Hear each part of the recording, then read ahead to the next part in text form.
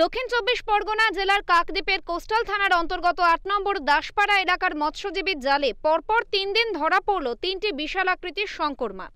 গত বৃহস্পতিবার ওই মৎস্যজীবীদের জালে ২১ কেজি শঙ্কর মাছ উঠেছিল। এরপর শুক্রবার প্রায় ৩০ কেজি ওজনের শঙ্কর মাছ ধরা পড়ে। এরপর শনিবার এক মৎস্যজীবীর জালে প্রায় ১ কুইন্টাল ওজনের একটি শঙ্কর মাছ ওঠে, যা দেখে চক্ষু চড়ক গাছ এলাকার বাসিন্দাদের। এরপরই মাছটিকে দেখতে ভিড় জমান অসংখ্য মানুষ। চিংড়ি জাল ধরতে গিয়েছিল, পেয়েছে। প্রথম দিন পেয়েছে একটা ২১ কিলো এবং দ্বিতীয় দিন পেয়েছে ৩০ কিলো এবং আজ পেয়েছে ওই ৭৫-৮০ কিলো হলদি নদীতে চিংড়ি জালেতে পড়েছে।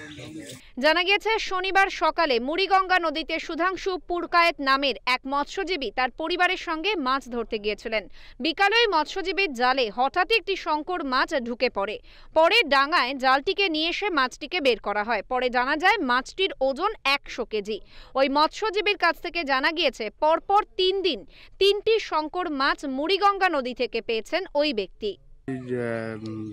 দুটোর দিকে চিংড়ি জাল টেনে আমি পেয়েছি ৭০ কিলোটা চিংড়ি জাল টেনে ডাঙায় চড়া হয়ে তুলে নিয়ে এসেছি।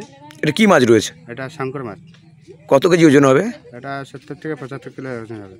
এর আগে কি পেয়েছিলেন? এর আগে পেয়েছিলাম প্রতিদিনকার ২১ কিলো। কালকে একটা পেয়েছিলাম ২৭-২৮ কিলো। পরপর কি ৩ দিন পেয়েছিলেন? পরপর ৩ দিন পেয়েছিলাম। একই জায়গায়? হ্যাঁ, একই জায়গায়। কোন নদীতে পেয়েছিলেন? এই মুড়িগঙ্গা। আপনার নাম?